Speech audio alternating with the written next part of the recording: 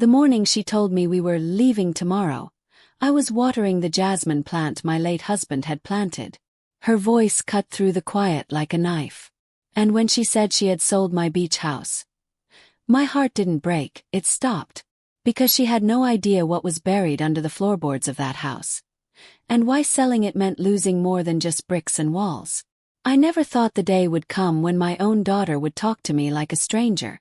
But life changes people, and sometimes the very children we raise forget the sacrifices carved into their childhood. That morning, sunlight was flowing softly through the curtains. I stood in the kitchen making tea when my daughter Isla walked in. Her tone was hurried, impatient, almost rehearsed. "We're going tomorrow, Mom. I've sold your beach house."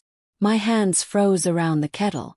Steam rose like the last breath of something dying. "My beach house," I whispered. She didn't even look guilty.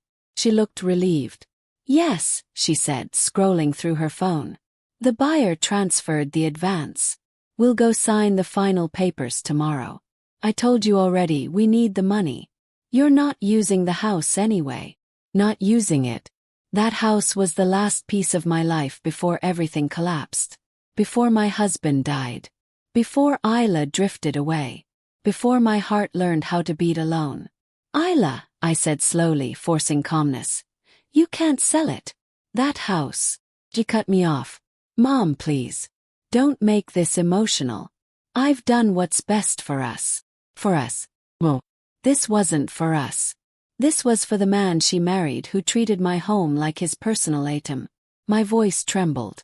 "You had no right." She sighed dramatically. "Mom, I'm your only daughter. Everything will come to me anyway. Why not use it now when we need it?" I felt something inside me crumble. She didn't know. She didn't remember. She never asked. The beach house wasn't just property. It was a promise, story, secret, and she had no idea what she was throwing away.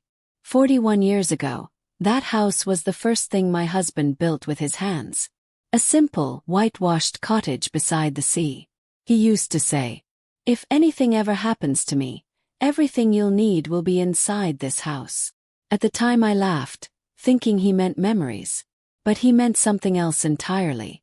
When he passed away suddenly, I locked the house, not out of grief but out of fear. Because under the loose floorboard in our bedroom, wrapped in cloth, was a small wooden box. Inside it, documents, titles, receipts, letters, proof that the business my husband built did not belong to the relatives who snatched it from us after his death. Proof that Isla and I were the rightful owners of the entire company worth millions. But I never told anyone. Why?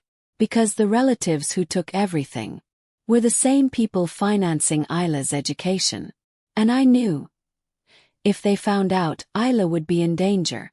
So I kept quiet. And I kept the secret locked. Waiting for the day my daughter would stand strong enough to know the truth. But that day never came.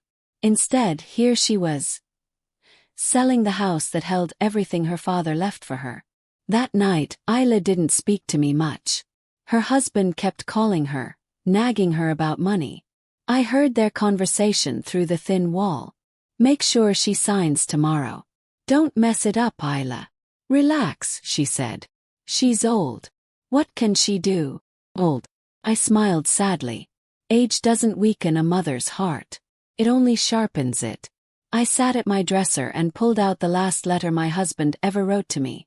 The one I kept hidden for years. "Tell Isla the truth when she is ready. Not when she wants, when she is ready." Was she ready? Well, not emotionally, not morally. But she had forced my hand. And tomorrow, everything would change. We drove to the beach house early morning. The moment we reached, the salty wind brushed against my skin like my husband's touch. Gentle, reassuring, protective. Ella was on the phone again. "Yeah, we're here. Relax. She'll sign. Relax." I almost laughed. Inside the house, dust covered everything. The shelves, the windows, the memories. But when I stepped into the bedroom, the weight of the past wrapped around me. Ella followed, impatient. "Mom, the agent will be here any minute. Just sign the papers." Instead I bent down. My fingers slipped beneath the old floorboard. The wood came loose easily. My husband had always said it would. Ella frowned. Mom, what are you doing? I pulled out the cloth-wrapped box. Her confusion turned to shock. What is that? I didn't answer. I sat on the bed, unwrapped the box, and handed her the documents one by one. Titles, ownership deeds, company shares, proof of the corruption that took everything from us. Legal letters confirming we were the rightful heirs. Her face turned pale. Mom, this is millions. Why didn't you tell me? I looked into her eyes. Maybe for the first time in years. Because you weren't ready to protect it. Or yourself. Pause. And today proved it. She swallowed hard, guilt flushing across her face. Mom, I didn't know.